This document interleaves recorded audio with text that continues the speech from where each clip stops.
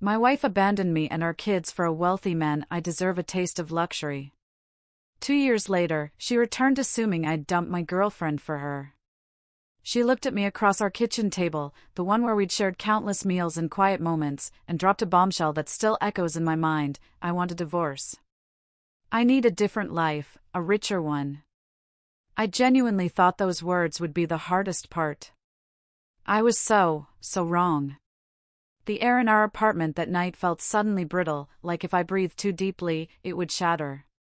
It was late, the kids finally asleep, and the only light came from the dim lamp on the counter, casting long, accusing shadows.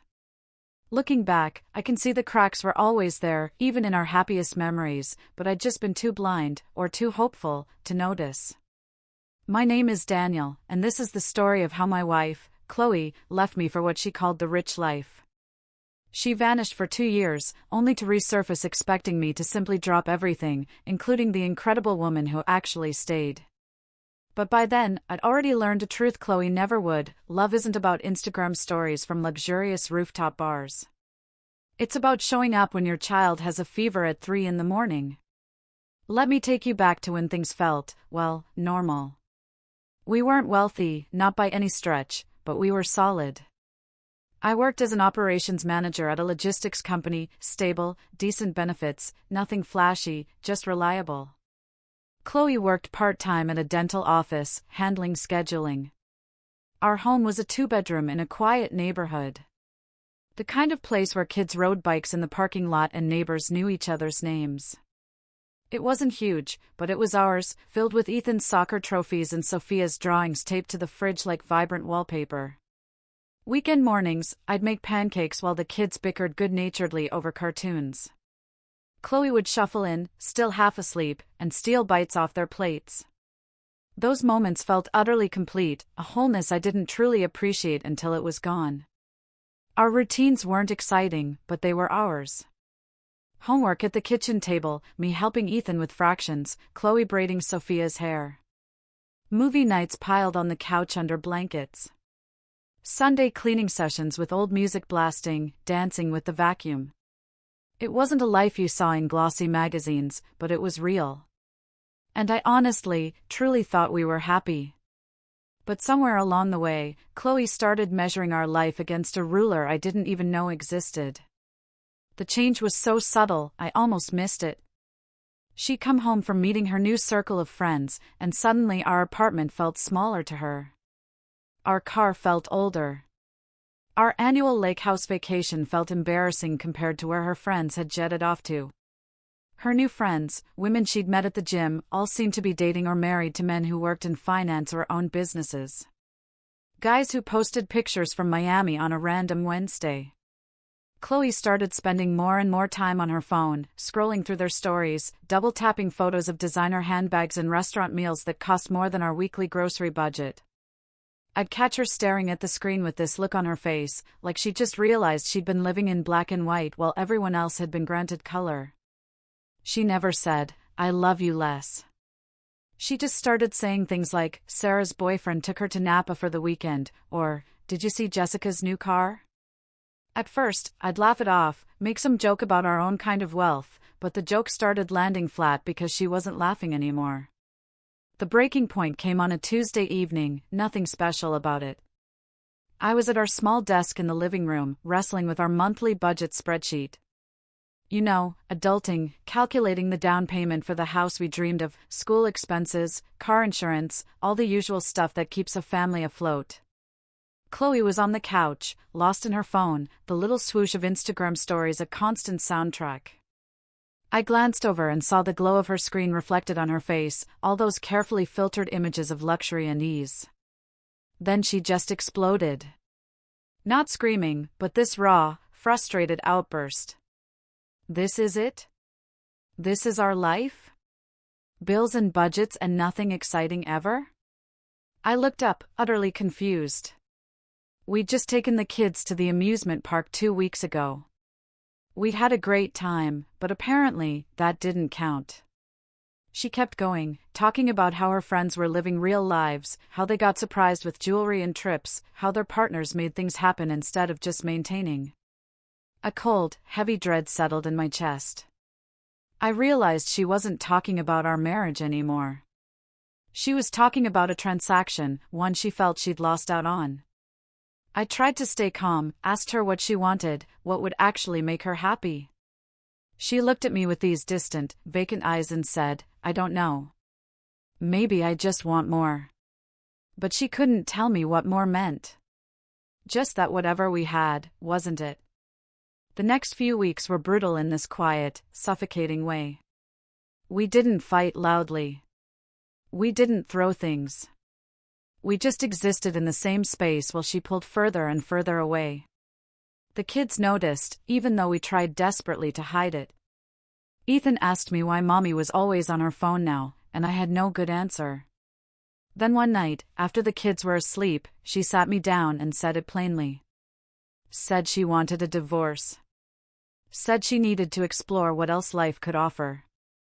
Said she felt like she'd settled too young and missed out on experiences. I could have begged. I could have promised to somehow make more money, or be more exciting, or whatever she thought she needed. But something in me just went still. Quiet. Because I realized you can't compete with a fantasy. You can't win against an Instagram feed. If she wanted to chase that life, then no amount of pancake breakfasts or stable, everyday love was going to stop her. So I just said, okay. I told her if that's what she wanted, then we'd do it the right way. No drama, no fighting. We'd split custody fairly and keep things civil for the kids. And I think my calmness broke something in her. She'd expected a fight, expected me to fall apart and prove how much I needed her. Instead, I was already thinking practically about how to protect Ethan and Sophia from the fallout. She moved out within a month, finding a small studio apartment closer to downtown where her new friends lived. We set up a custody schedule that started as 50-50, but within weeks, it felt more like 70-30ths.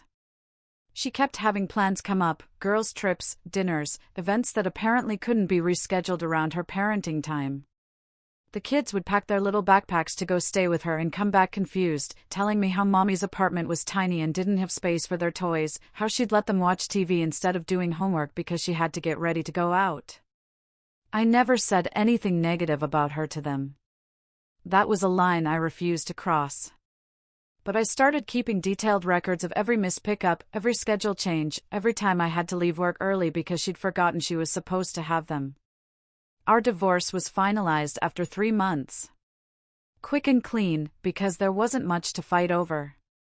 She didn't want the apartment or the savings.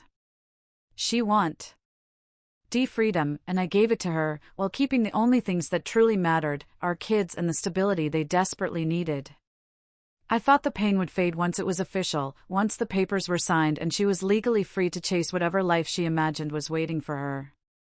But actually, it got harder. Because then I had to watch from a distance as she transformed into someone I didn't recognize. Posting stories from expensive restaurants with men whose faces she never quite showed, wearing clothes I knew she couldn't afford. Talking about manifesting abundance and living her best life while our kids, meanwhile, asked why Mommy didn't come to Ethan's soccer games anymore. The worst part wasn't losing her. I'd made peace with that. The worst part was watching her choose the performance of happiness over the real thing, choosing validation from strangers online over the 2 little people who just wanted their mom to show up and be present. I'd lie in bed at night in our apartment, which felt too big and too empty now, listening to the sound of the kids breathing in their rooms. And I'd think about how she'd said love didn't pay for trips or jewelry. And I'd wonder if she'd ever understand that love actually paid for everything that mattered, the boring stuff, the 3 a.m. fevers, the patient homework help, the showing up day after day, even when it wasn't glamorous or Instagram-worthy. But by then, she was already gone. Already posting champagne flutes at sunset. Already convinced she'd escaped instead of abandoned. And all I could do was pick up the pieces and try to build something stable from the wreckage she'd left behind. The first time Sophia asked me when Mommy was coming home, I told her the truth as gently as I could. Said Mommy had her own place now, and we'd see her on weekends. But 3 months later, when she asked the same question with this tiny, broken voice, I realized she wasn't asking about a visit. She was asking if our family would ever be whole again. And I had to excuse myself to the bathroom, where I sat on the edge of the tub and cried as quietly as possible, because I didn't want them to hear me fall apart. Those first 6 months after Chloe left were the hardest stretch of my life. Not because I missed her, I was already past that. But because I had to be everything for Ethan and Sophia while pretending I had it all figured out. And some days, I'd get them to school, come home, and just sit in the silence of our apartment, wondering how the hell I was supposed to do this alone for the next 10 years. I stopped checking Chloe's social media after the first month because it was like watching a stranger cosplay as my ex-wife. All these photos at rooftop lounges and luxury hotels with captions about deserving more and choosing yourself. Mutual friends would occasionally mention seeing her out with different guys. Always someone in finance or real estate. Always someone who looked like they'd never changed a diaper or helped with homework in their entire life. The kids' custody time with her became increasingly unpredictable. She'd have them for a weekend and return them Sunday night wired on sugar and exhausted because she'd taken them to some expensive brunch spot instead of letting them just be kids. Or she'd cancel last minute with vague excuses about work events or feeling under the weather. And I'd have to comfort two confused children who couldn't understand why mommy's new life didn't seem to have much room for them. Ethan started acting out at school. His teacher called me in for a conference because he'd gotten into a fight with another kid. When I asked him about it later that night, he just said the other kid had two parents who lived together, and he'd gotten jealous, which broke something in me I didn't even know could still break. Sophia developed this habit of clutching her stuffed rabbit whenever we talked about mommy. This little unconscious tell that she was anxious. I'd watch her do it while pretending everything was fine, and wonder what kind of therapy bills I'd be paying in 10 years because of all this. My life became this endless cycle of work and parenting with no break in between. I'd get up at 6 to make breakfast and pack lunches, drop the kids at school, work a full day while fielding texts from teachers or the school nurse, pick them up, and immediately start the homework, dinner, bath, bedtime routine. Then collapse on the couch at 9, and do it all over again the next day. I stopped accepting invitations to go out because I had no energy and no babysitter. Stopped dating because the idea of explaining my situation to someone new felt utterly exhausting. Stopped doing pretty much anything that wasn't directly related to keeping my kids fed and emotionally stable. My brother called me once and said I sounded like a robot. Said I needed to take care of myself, too. But I didn't know how to explain that I didn't have the bandwidth for myself. That every ounce of energy I had went into making sure Ethan and Sophia felt loved and secure, despite their mother essentially abandoning them for Instagram likes and expensive dinners. Around the 1-year mark, I started hearing things through mutual friends that Chloe's glamorous life wasn't quite what it seemed. Whispers about her dating a guy who turned out to be married, about her bouncing between apartments because she couldn't afford the rent in the trendy neighborhood she wanted to live in, about her working multiple part-time gigs to fund the lifestyle she was posting about. Part of me felt vindicated, but mostly, I just felt sad for her. Sad that she'd blown up our family chasing some fantasy that was never real to begin with, and sad that our kids were paying the price for her midlife crisis, or whatever you want to call it. She'd still show up for her scheduled weekends sometimes, always looking polished and put together. She'd take the kids to do something expensive, like a trampoline park or a fancy movie theater, but she'd bring them back, and they'd tell me about how mommy spent most of the time on her phone, or how she'd gotten frustrated when they acted like normal kids instead of accessories to her new life. Then, around month 15, something shifted. I was at Ethan's soccer game on a Saturday morning, one of those cold early games where your breath makes clouds, and you're clutching terrible coffee just to stay warm. I noticed this woman sitting a few rows down who I'd seen at previous games but never really paid attention to. Her name was Sarah, and she had a son on Ethan's team. After the game, while we were all standing around watching the kids chase each other, she struck up a conversation about how chaotic Saturday mornings were with youth sports. And something about the way she laughed, genuine and unpretentious, made me realize I hadn't had a normal adult conversation in months. We started talking more at games and practices. Nothing romantic, just friendly parent chat. She mentioned she was divorced, too. Said her ex had moved to another state for work and saw their son maybe once a month. And there was this unspoken understanding between us, this recognition of each other's exhaustion and determination to simply show up. Sarah started appearing in our lives gradually, so slowly I almost didn't notice at first. She'd offer a carpool to practice and stay to chat afterward, or we'd end up at the same playground on Sunday afternoons, and the kids would play together while we talked. She never pried into my situation, but she listened when I needed to vent. More importantly, she was just easy to be around. No drama, no demands, no expectations. Just presence. One evening, about 6 months after we'd started becoming friends, Sophia came down with a nasty fever. The kind that spikes to 103 and makes you panic. I was juggling trying to get her temperature down while also making sure Ethan ate dinner and did his homework. Sarah texted, asking how Sophia was doing because Ethan had mentioned it at practice. I admitted I was completely overwhelmed, and she showed up 20 minutes later with soup and children's medicine. Didn't make a big deal about it. Just helped me get through the evening and left once things were under control. And that night, after the kids were asleep, I sat in the kitchen and realized I hadn't felt that supported since before my marriage fell apart. Things developed naturally from there. Sarah would come over on weekends and help Ethan with a science project or play board games with Sophia. She'd join us for pizza nights and somehow make our little apartment feel less empty. And the kids started lighting up when she was around, in a way that made my chest tight, because they were so starved for positive adult attention that wasn't coming from their mother. I was terrified to let myself feel anything for her. What if I screwed it up? What if the kids got attached, and then she left, too? What if I was just using her as a band-aid for my loneliness? But she was patient with my hesitation. Never pushed for more than I could give. And slowly, I started to trust that maybe this could be something real. We didn't rush into anything. Didn't even kiss until we'd known each other for 8 months. And when we finally had the conversation about being in a relationship, it felt less like falling and more like choosing. Choosing stability and kindness, and someone who showed up not for the Instagram story, but for the regular, boring Tuesday nights. The kids adjusted to having Sarah around faster than I expected. She never tried to replace Chloe or act like a mom. She was just herself, and that authenticity made all the difference. She'd sit on the floor doing puzzles with Sophia, or throw a football with Ethan in the parking lot. And they started mentioning her casually, like she was just part of their world now. I felt guilty sometimes, wondering if I had the right to move on when Chloe was out there somewhere, presumably living her best life. But then I'd watch Sarah help Sophia sound out words for a school project, or listen to Ethan's rambling stories about his day with genuine interest.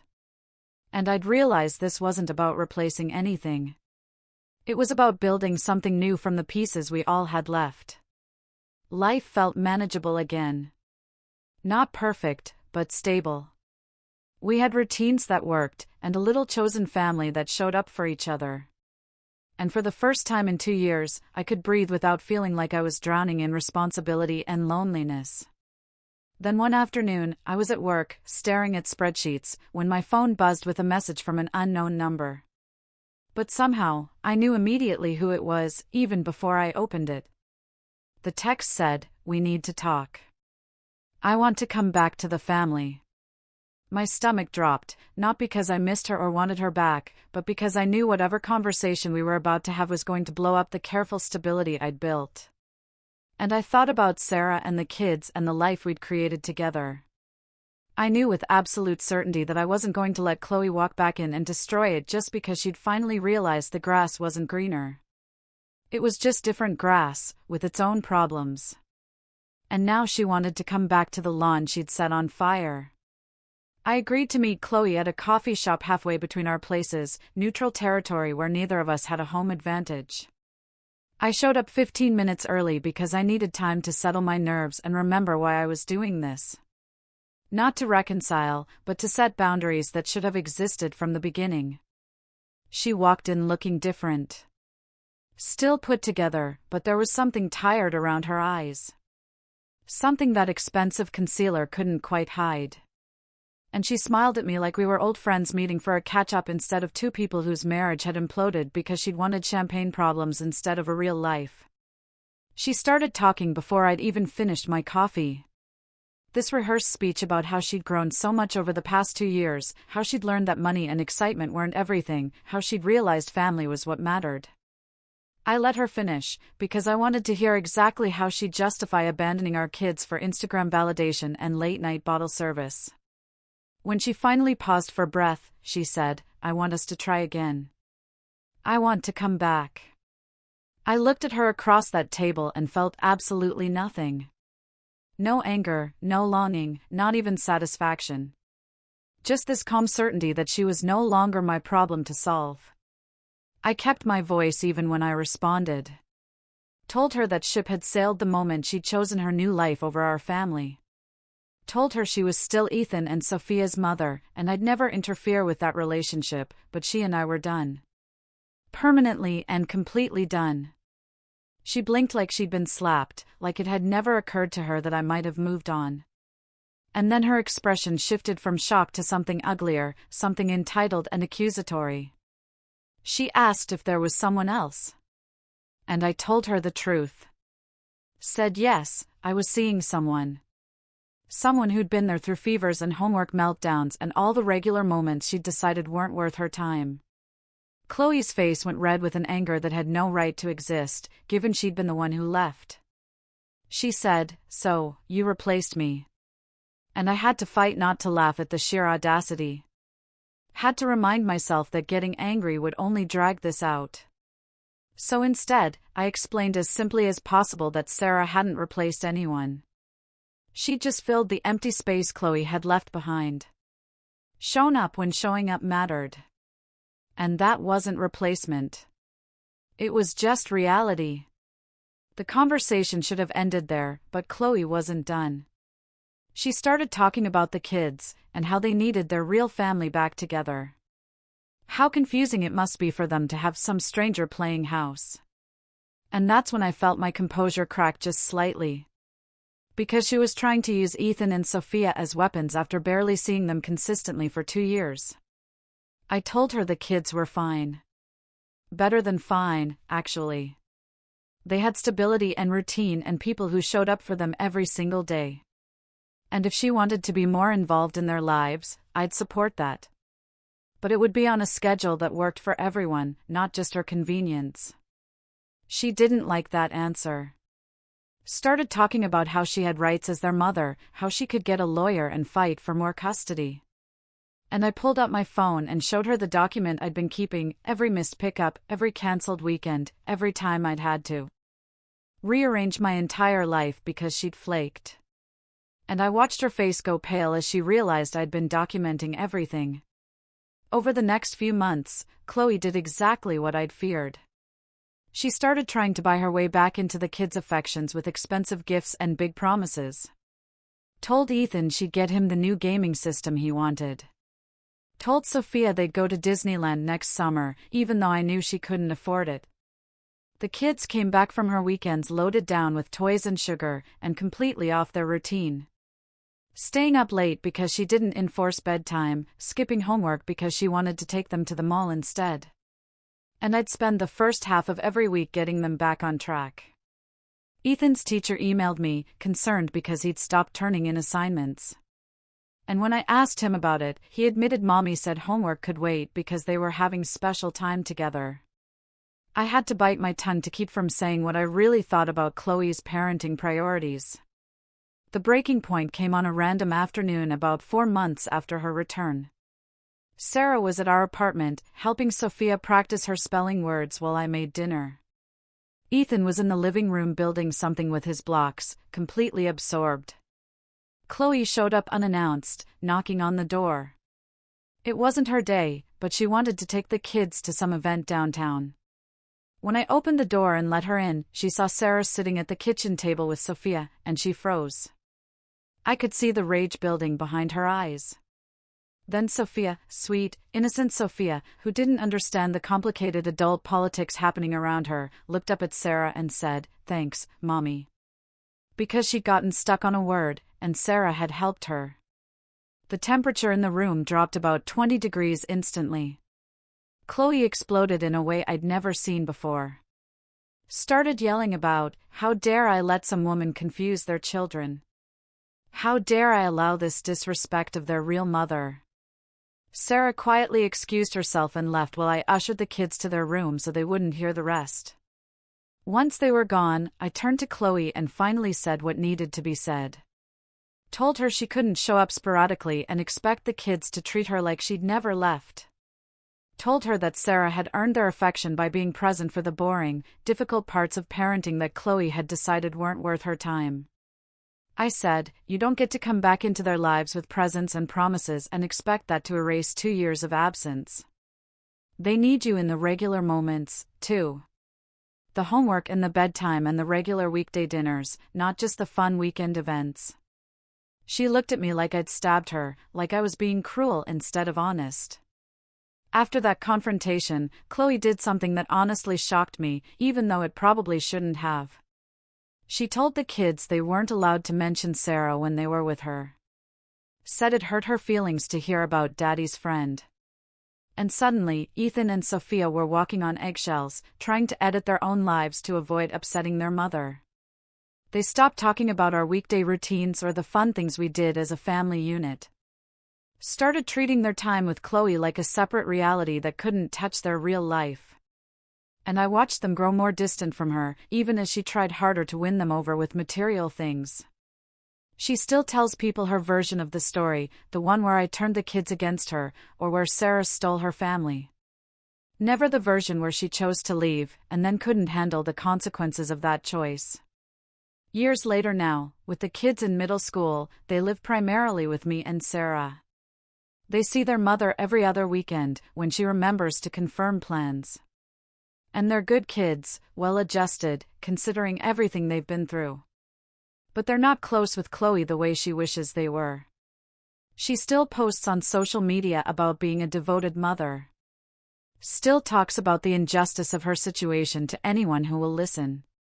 Still fundamentally believes that something was taken from her, rather than understanding she gave it away. The scariest part isn't that she left. People leave marriages every day, and sometimes it's the right choice. The scary part is that she still doesn't understand why she couldn't just come back and have everything be the same. Still doesn't grasp that love and family aren't things you can put on hold while you explore other options. And I think she's going to spend the rest of her life bitter about a loss that was entirely self-inflicted, blaming everyone except the person who actually made the choice to walk away. This whole experience really made me redefine what true love and commitment mean. Do you think I handled this the right way, or would you have done something differently? Let me know your thoughts in the comments below. I'm reading everything.